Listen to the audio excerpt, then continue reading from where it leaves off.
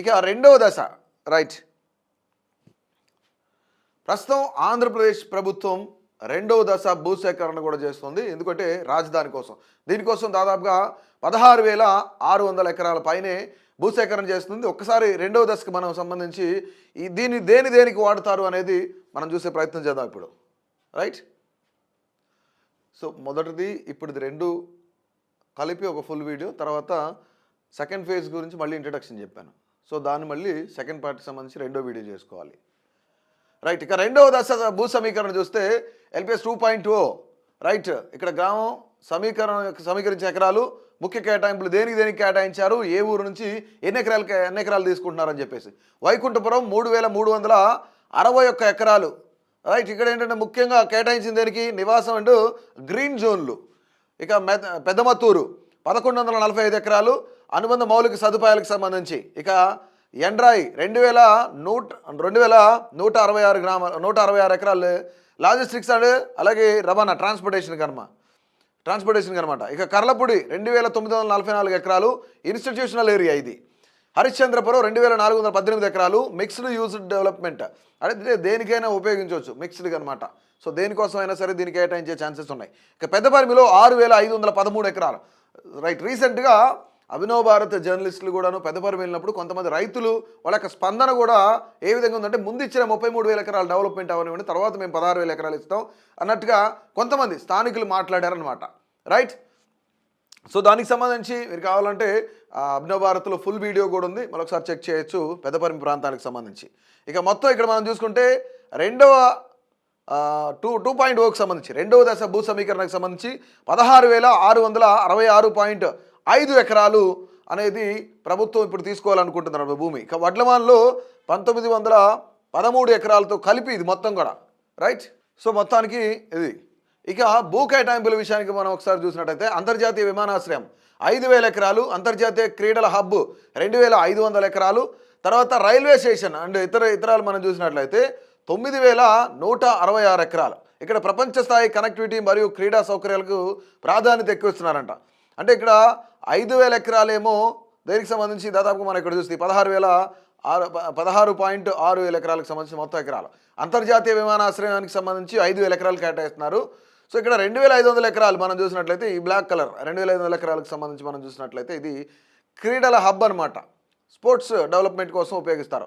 So ఇక్కడ green colour కనిపించేది మనం చూస్తున్నాం రైల్వే స్టేషన్ కానీ ఇతరాలకు సంబంధించిన 9,166 ఎకరాలు. సో ఈ గ్రీన్ జోన్ కనిపిస్తుంది రైట్. ఒకసారి మీకు చెప్తాను రైట్. ఇక్కడ 9,166 ఎకరాలు ఇదంతా కూడా మనకు సంబంధించి రైల్వే స్టేషన్ కానీ ఇంకా ఇతర యాక్టివిటీస్కి సంబంధించిన డెవలప్మెంట్స్ ఏవైతున్నాయో ఇదంతా కూడా ఇక్కడ అనమాట. ఇక అంతర్జాతీయ క్రీడల హబ్కి సంబంధించి బ్లూ కలర్ కనిపిస్తుంది, ఇది 2,500 ఎకరాలకు సంబంధించి రైట్. ఇది 2,500 ఎకరాలు అనమాట. ఇక అంతర్జాతీయ విమానాశ్రయం ఇవన్నీ ఏదైతే ఉందో ఎయిర్పోర్ట్స్ కానీ ఇవన్నీ కూడా దాదాపుగా 5,000 ఎకరాలు కేటాయిస్తున్నారు. సో ఇది మొత్తం కూడాను ప్రపంచ స్థాయి క్రీడా ప్రాంగణాలను సృష్టించాలి, ఒలింపిక్స్ కూడా జరపాలి అనే దానికి నిబద్ధతతో మేము పనిచేస్తామని చెప్పేసి రీసెంట్గా సీఎం చంద్రబాబు నాయుడు మాట్లాడిన పరిస్థితి కూడా మనందరం చూసాం. సో ఓవరాల్గా సెకండ్ ఫేజ్కి సంబంధించి 16,000 ఎకరాల పైన ఈ విధంగా ఉపయోగిస్తారని చెప్తున్నారు. రీసెంట్గా బ్యాంక్ మరియు ఆర్థిక సంస్థలకు సంబంధించిన ఈ యొక్క ప్రారంభోత్సవాలు కూడా జరిగాయి. దాంట్లో ముఖ్యంగా 15 బ్యాంకులు ప్రారంభించారు. నిర్మలా సీతారామన్ ఆర్థిక శాఖ మంత్రి వచ్చారు. ఇక భారతదేశ ఆర్థిక శాఖ మంత్రి మనం చూసినట్టయితే ఆమె ఎన్ని బ్యాంకులు ప్రారంభించారంటే ప్రధాన ప్రభుత్వ మరియు ప్రైవేట్ రంగ బ్యాంకులకు సంబంధించిన తమ కార్యకలాపాలను ప్రారంభించాయి ఇక్కడ రైట్. ఈ ఓపెనింగ్కి నిర్మలా సీతారామన్ వచ్చారు. భూమి పూజ జరిగిన ప్రదేశాలు చూస్తే ఉద్దండరాయనపాలెం, వెలగపూడి, రాయపూడి ఈ ప్రాంతాల్లో భూమి పూజ జరిగింది. అలాగే లింగాపాలెంకి సంబంధించి మొత్తం పెట్టుబడి ఆర్థిక హబ్ కోసం 1,328 కోట్లు పెట్టుబడి పెట్టబడిందనమాట. ఆర్థిక నగరంగా అమరావతి అభివృద్ధిలో ఇది కీలకమైన మైలురాయి అని చెప్పుకోవచ్చు. ఎందుకంటే దాదాపుగా ప్రపంచ బ్యాంకు నుంచి ఏడీబీ బ్యాంకు నుంచి 15,000 కోట్లు రుణం ఇప్పించడంలో కేంద్ర ప్రభుత్వం కీలక పాత్ర పోషిస్తామని చెప్పింది. సో మాట అయితే ఇచ్చారనమాట. ఇక్కడ మౌలిక సదుపాయాల వెన్నుముక అనేది మరొకసారి చూసినట్లయితే ఇన్నర్ రింగ్ రోడ్డు 90 కిలోమీటర్లు కోర్ క్యాపిటల్ కనెక్టివిటీ ఉంది. దీనికి ఔటర్ రింగ్ రోడ్డు 190 కిలోమీటర్లు, అంటే తెలంగాణలో ఉన్న ఏదైతే ఓఆర్ఆర్ ఉందో ఆ ఓఆర్ఆర్ కన్నా ఇది పెద్దదనమాట రైట్. ఇక్కడ ప్రాంతీయ అనుసంధానం ముఖ్యంగా అన్ని ప్రాంతాలను కలుపుకుంటూ వెళ్ళడమే ఈ యొక్క ఓఆర్ఆర్కి సంబంధించి ముఖ్యమైన ఉద్దేశం, ఔటర్ రింగ్ రోడ్డుకి సంబంధించిన రైట్. ఇక ట్రంక్ రోడ్డు 360 కిలోమీటర్లు ప్రధాన రహదారి నెట్వర్క్ ఇది. ఇక రోడ్ నెట్వర్క్ 1,500 కిలోమీటర్లు మొత్తం అంతర్గత రోడ్లు రైట్. దీంతో పాటు మనం ఒకసారి చూస్తే జిఐడి టవర్స్లో ముఖ్యంగా 47 అంతస్తులతో అద్భుతమైన నిర్మాణం అని చెప్పేసి ప్రభుత్వం కూడా చెప్తుంది. ఇందులో ముఖ్యమంత్రి కార్యాలయం కూడా ఉంటుంది. అంటే దానిపైన హెలిప్యాడ్ కానీ ఇవన్నీ కూడాను హెలిప్యాడ్ ఉంటుంది అక్కడే. రైట్. అంచనా ఏమేంటంటే 1126 కోట్ల రూపాయల అంచనా ఇది. రైట్. ఇక హెచ్ఓడి టవర్స్ చూసుకుంటే శాఖాధిపతుల కోసం 40 అంతస్తులతో 4 భారీ టవర్లు పరిపాలనా సౌలభ్యం కోసం డిజైన్ చేయబడ్డాయి అనమాట. ఇక సెక్రటేరియట్ టవర్స్ కానీ ఇవన్నీ ఏంటంటే ఇక్కడ సచివాలయ కార్యకలాపాల కోసం 2 దశల్లో నిర్మాణం చేపట్టబోతున్నారు. మొదటి దశలో 1897 కోట్ల రూపాయలు పెడితే ఇక రెండవ దశలో 1664 కోట్ల రూపాయలు పెట్టుబడి పెట్టి ఈ యొక్క ఏదైతే సెక్రటేరియట్ టవర్స్ ఉన్నాయో వీటిని చేస్తారనమాట, డెవలప్ చేస్తారనమాట.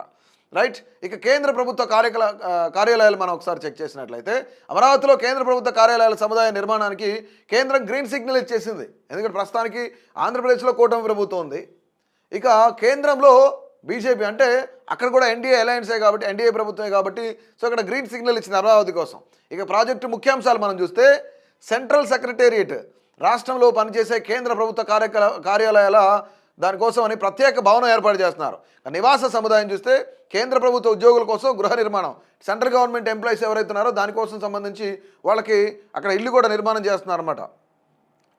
ఈ ప్రాజెక్ట్ కోసం బడ్జెట్ చూస్తే 2787 కోట్ల రూపాయలు కేటాయించబడ్డాయి. రైట్. ఇది సెంట్రల్ గవర్నమెంట్ ఎంప్లాయీస్కి కానీ సెంట్రల్ గవర్నమెంట్కి సంబంధించిన భవనాలు కానీ వీటన్నిటికి సంబంధించిన దాదాపుగా పెట్టుబడి కేటాయిస్తున్నారంటే 2787 కోట్ల రూపాయలు పెట్టి వాటన్నిటిని కూడా కన్స్ట్రక్ట్ చేస్తున్నారు. ఇక నిధుల సమీకరణ మనం చూస్తే మొత్తం అంచనా వ్యయం అమరావతి నిర్మాణానికి 77,249 కోట్ల రూపాయలు అంచనా వేస్తున్నారు. ఇది అమరావతి కట్టడానికి. అయితే 100కు పైగా పనులు ఏకకాలంలో జరుగుతున్నాయి. ప్రజెంట్ ఇప్పుడున్న సిచ్యువేషన్లో దాదాపుగా 100 వర్క్స్ కంటిన్యూ అవుతున్నాయి. అది ఏదైనా సరే, కన్స్ట్రక్షన్ వర్క్ అయినా సరే, రోడ్లు అయినా కానీ, బిల్డింగ్లు అయినా కానీ, జిఐడి టవర్స్, హెచ్ఓడి టవర్స్, అంటే ఇవన్నీ కూడా జరుగుతూనే ఉన్నాయి. 100కు పైగా పనులు ఏకకాలంలో జరుగుతున్నాయంట. సో అమరావతి రాజధాని కోసం ఎంత కేటాయిస్తుంది ప్రభుత్వం అంటే 77,249 కోట్ల రూపాయలు కేటాయిస్తుంది. సో ఓవరాల్గా ఇంత పెట్టుబడి పెడితే కనుక ప్రపంచ ప్రఖ్యాతిగాంచిన రాజధాని కట్టడానికి ఛాన్స్ ఉంది, కానీ పెద్ద మొత్తంలో పెట్టుబడి పెట్టాలి. ఇక్కడ హడ్కో రుణం చూస్తున్నట్లయితే 11,000 కోట్లు, అలాగే ప్రపంచ బ్యాంక్ అలాగే ఏడీబీ రెండు కలిపి 13,400 కోట్ల రూపాయలు, కేఎఫ్డబ్ల్యూ బ్యాంకు 5,000 కోట్లు, అలాగే మ్యాచింగ్ గ్రాంట్లు, అంటే ఇవన్నీ సెంట్రల్ గవర్నమెంట్ నుంచి వచ్చాయి. మ్యాచింగ్ గ్రాంట్లను ప్రత్యేక సహాయం అవి సెంట్రల్ గవర్నమెంట్ నుంచి వచ్చాయన్నమాట. ఇక్కడ మ్యాచింగ్ గ్రాంట్లు ఏంటంటే 4,285 కోట్ల రూపాయలు, ప్రత్యేక సాయం 1,560 కోట్ల రూపాయలు వస్తుంది. సో ఇది మొత్తానికి సెకండ్ ఫేజ్ ఫస్ట్ ఫేజ్ రెండు కలిపితే ఈ విధంగా ఉందన్నమాట. సో ఈ యొక్క మొత్తం మనం చూసుకుంటే మొదటి ఫేజ్లో చూసుకుంటే రైతుల దగ్గర నుంచి 33,000 ఎకరాలు, ఆల్రెడీ ప్రభుత్వం దగ్గర 20,600 ఎకరాలు, అంటే ప్రభుత్వం దగ్గర ఆల్మోస్ట్ ప్రస్తుతానికి ప్రభుత్వ భూమితో కలుపుకొని 53,600 ఎకరాలు ప్రస్తుతానికి ఉంది. ఇది కాకుండా ఇది మొదటి ఫేజ్ మాత్రమే, ఫస్ట్ ఫేజ్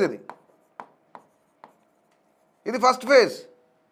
ఇక సెకండ్ ఫేజ్ చూస్తే 16,600 ఎకరాలు ఇప్పుడు మళ్ళీ సెకండ్ ఫేజ్లో తీసుకుంటుంది. ఇది సెకండ్ ఫేజ్ అనమాట. రైట్. ఆల్మోస్ట్ ఓవరాల్గా ఈ రెండు కలుపుకుంటే దాదాపుగా 70,000 ఎకరాలు ప్రభుత్వానికి రాజధాని నిర్మాణం కోసం కావాలి. ఇది ఫస్ట్ అండ్ సెకండ్, అలాగే గవర్నమెంట్ ల్యాండ్స్ కూడా, ఇవన్నీ ఈ మూడు కలుపుకుంటే 70,000 ఎకరాలలో అమరావతి రాజధాని నిర్మాణం జరగబోతుంది. రైట్. దీనికి సంబంధించి దాదాపుగా 77,249 కోట్ల రూపాయలు కావాలి. సో అమరావతి నిర్మాణం కోసం 70,000 ఎకరాలు కావాలి. అది నిర్మించడానికి ఎంత బడ్జెట్ అంటే 77,249 కోట్ల రూపాయలు కూడా కావాల్సి వస్తుంది. సో ఓవరాల్గా ఇది మొదటి ఫేజ్ సెకండ్ ఫేజ్కి సంబంధించిన ల్యాండ్ పూలింగ్, దాంతోపాటు ఖర్చు, ఏ బిల్డింగ్లు ఎక్కడెక్కడ కడుతున్నారు ఏంటి అనేది సో క్లియర్ కట్గా మేము ముందు ఉంచాను. సో ఓవరాల్గా ఇది సెకండ్ ఫేజ్కి సంబంధించి దాదాపుగా సెకండ్ ఫేజ్లో 16,600 ఎకరాల పైనే కావాలని చెప్తున్నారు. దీంట్లో దేనికి ఎంతెంత కేటాయించారు, ఎంత బడ్జెట్ అవుతుంది, ప్రపంచ ప్రఖ్యాతిగాంచిన అమరావతిని అంటే రాజధాని నిర్మాణం కోసం ఎంత ఖర్చు అవుతుంది అనేది సో క్లియర్గా మీ ముందు ఉంచాను. సో దీనిపైన మీ యొక్క అభిప్రాయాన్ని అయితే తప్పకుండా తెలియజేయండి.